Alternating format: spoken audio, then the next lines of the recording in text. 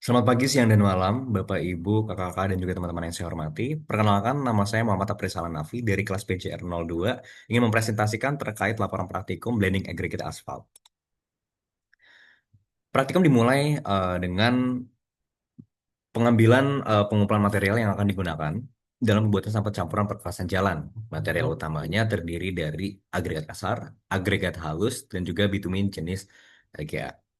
Setelah terkumpul, bisa dilihat agregat di screening dan juga dicuci untuk menggunakan air mengalir. Tujuannya adalah untuk menghilangkan zat organik atau kotoran yang menempel. Karena jika dibiarkan, bisa memengaruhi kualitas campuran aspal yang nanti ingin diujikan. Lalu setelah dicuci, seluruh material dikeringkan dalam oven bersuhu 110 derajat Celcius selama 24 jam untuk menghilangkan kadar air secara seutuhnya. Dan untuk menghilangkan kadar air sepenuhnya, dengan begitu material benar-benar siap untuk bisa dilanjutkan dalam proses pencampuran ya. Lalu praktikum dilanjutkan di hari kedua, di mana setelah agregat kering dikeluarkan dari oven, kita mulai menimbang sesuai dengan proporsi campuran yang sudah direncanakan, yang mana dijadikan menjadi 5 variasi berdasarkan kadar kapur mulai dari 0%, 7%, 8%, 9%, dan juga 10%. Dalam setiap variasi, kami tambahkan juga sedikit minyak atau oli sebagai bahan tambahan untuk memodifikasi karakteristik campuran dari lapisan aspal tersebut, yang mana semua bahan tersebut dicampur merata sesuai dengan komposisi yang sudah ditetapkan eh, pada masing-masing kelompok. Lalu dilanjutkan kepada hari ketiga praktikum kami, di mana dilanjutkan ke proses pencampuran antara bahan agregat dan campuran kering tersebut dengan aspal cair. Sebelum dicampur, bahan dipanaskan hingga suhu sekitar kurang lebih 150 derajat Celcius. Setelah itu, aspal cair yang panas tersebut ditambahkan dan juga diaduk merata hingga campuran bersifat homogen, yang kemudian setelah sudah jadi dimasukkan ke dalam cetakan silinder. Lalu setelah sudah berada dalam cetakan, dilanjutkan proses pemadatan yang mana kita gunakan Marshall Compactor dan diberikan 75 kali pukulan di setiap sampelnya. Dan hal tersebut dilakukan untuk meniru pemadatan seperti di lapangan. Dan setelah dilakukan proses compaction, sampel didiamkan di suhu ruangan selama 24 jam agar mampu mengeras secara alami. Next, di hari keempat, kita ambil sampel yang sudah mengeras dan juga kita timbang berat keringnya. Lalu setelah itu sampel direndam dalam air selama 24 jam penuh. Perendaman ini dilakukan untuk bisa meniru kondisi lingkungan nyata seperti genangan air, kelembapan tanah, dan juga untuk melihat seberapa tahankah campuran terhadap air. Next, di hari kelima, kita keluarkan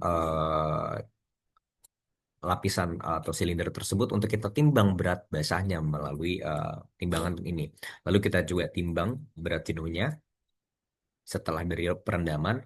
Lalu kemudian masuklah ke pengujian Marshall di mana sampel dimasukkan ke dalam mesin untuk diuji kekuatan Marshallnya. Namun sebelum diuji, dimasukkan dulu ke water bath selama kurang lebih interval 30 menit di setiap sampelnya. Dari praktikum tersebut, kita dapatkan data seperti berikut yang dihasilkan dari percobaan dua kelompok, yaitu P34 dan juga P27, dengan deviasi yang tidak terlalu besar, dan juga hasil uji Marshall seperti berikut. Lalu oleh karena itu, setelah kita masukkan, dilakukan olah data melalui tabel berikut, yang kemudian dilakukan untuk bisa memplotting grafik yang nanti akan muncul. Yang pertama adalah grafik kepadatan versus variasi batu kapur, di mana grafik di sebelah kiri ini menunjukkan bahwa nilai kepadatan tertinggi itu terjadi pada variasi batu kapur 9%, yaitu sekitar 2,02 gram per sentimeter kubik. Hal ini menunjukkan bahwa pada kadar ini campuran memiliki susunan partikel yang paling padat. Namun tidak hanya melihat kepadatannya, kita juga harus melihat hubungannya dengan parameter Marshall lainnya. Lalu dilanjutkan oleh grafik di sebelah kanan, yaitu stability versus kadar aspal, di mana eh, nilai stabilitas tertinggi terjadi pada kadar aspal 9% dengan nilai sebesar 766,3 kg force. Namun dengan demikian, seluruh nilai stabilitas pada grafik ini masih berada di bawah nilai minimum standar, yaitu 800 kg force. Jadi hal ini mengindikasikan bahwa seluruh campuran yang memang diujikan oleh kelompok kami belum memiliki daya tahan terhadap beban lalu lintas yang memadai. Lanjut, grafik flow versus kadar aspal di sebelah kiri menunjukkan nilai deformasi horizontal dari campuran, di mana semua data flow pada variasi kadar aspal dari 7 sampai 10% berada di luar rentang ideal, yaitu antara 2 sampai 4 mm. Hal ini menandakan bahwa dari segi fleksibilitas campuran tidak memenuhi syarat spesifikasi. Lalu next di grafik VIM versus kadar aspal. Di grafik VIM ini menggambarkan kadar rongga yang tersisa setelah campuran dilakukan pemadatan. Dan dari data yang ditampilkan, seluruh nilai VIM berada di atas batas maksimal yang disyaratkan, yaitu 3-5,5%. Nilai VM yang terlalu tinggi, seperti pada kadar aspal 8% yang mencapai 6,94%, menunjukkan bahwa campuran memiliki rongga udara berlebih dan juga rentan terhadap kerusakan akibat air di dunia nyata ataupun juga beban. Next ada grafik Marshall Poitras versus kadar aspal, di mana grafik ini menunjukkan perbandingan antara stabilitas dan juga flow yang menunjukkan kekakuan. Nah, nilai MQ ideal ini adalah di atas 250 kg per milimeter. Namun, seperti yang bisa dilihat di grafik, angka dari setiap kadar aspal menunjukkan angka yang jauh di bawah dari standar minimumnya, sehingga kurang mampu menahan deformasi di jangka panjangnya. Lalu ada grafik VFB yang mana menunjukkan seberapa banyak rongga antara agregat yang terisi oleh aspal.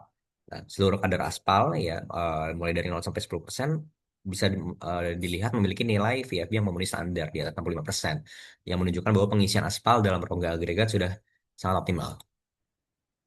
Lalu selanjutnya ada grafik VMA yang mana menunjukkan volume rongga antar agregat sebelum diisi aspal. Mana seluruh nilai VMA pada grafik ini berada di bawah batas minimal, yaitu 15%, dengan nilai tertinggi sekitar 22,28. Artinya dari sisi susunan agregat, struktur campuran sudah sangat tertutup dan siap diisi aspal dengan baik. Lalu yang terakhir ada grafik persen lolos 200 yang mana menunjukkan ketebalan lapisan film aspal pada permukaan agregat. Seluruh nilai berada dalam kisaran sekitar 0,71 sampai 0,74 mikron sehingga masih berada di rentang ideal yang menunjukkan bahwa film aspal cukup untuk melapisi agregat tanpa berlebihan. Dan berikut merupakan analisis bar chart dan juga table di mana bisa kita lihat bahwa kadar aspal 8,915% menghasilkan performa yang paling seimbang, terutama pada parameter flow, VMA, dan juga VFB. Namun, walaupun kadar aspal tersebut sudah paling seimbang, nilai stabilitas dan VIM-nya masih belum memenuhi syarat spesifikasi. Oleh karena itu, meskipun kadar ini paling ideal, campuran tetap perlu diperbaiki, seperti penyesuaian gradasi agregat atau penambahan bahan pengikat tambahan agar memenuhi seluruh parameter Marshall. Kurang lebihnya secara umum, belum ada satupun kadar aspal yang kami uji mampu memenuhi semua parameter Marshall test secara sempurna. Walaupun kadar aspal 8,915 paling optimal, tapi tetap masih memerlukan penyempurnaan untuk mencapai performa yang memenuhi standar. Evaluasi terhadap bahan tambahan atau modifikasi formula campuran bisa dijadikan konsiderasi untuk melanjutkan langkah-langkahnya. Kurang lebih seperti itu presentasi dari saya, kurang lebihnya mohon maaf. Wassalamualaikum warahmatullahi wabarakatuh.